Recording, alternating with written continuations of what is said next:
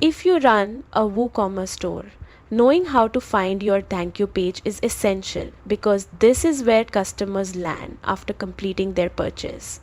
It's more than just a confirmation page.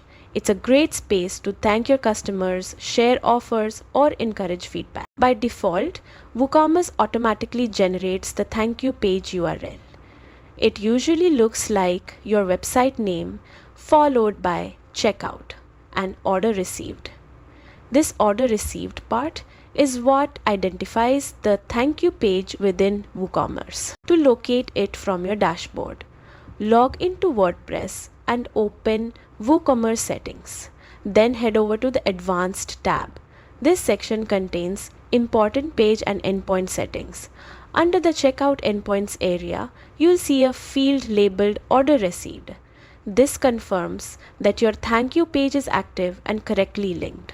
If you have made any changes in the past or want to customize it further, you can adjust these settings here.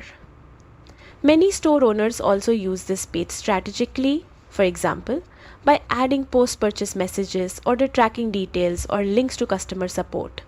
Some even include discount codes or product recommendations to encourage repeat sales.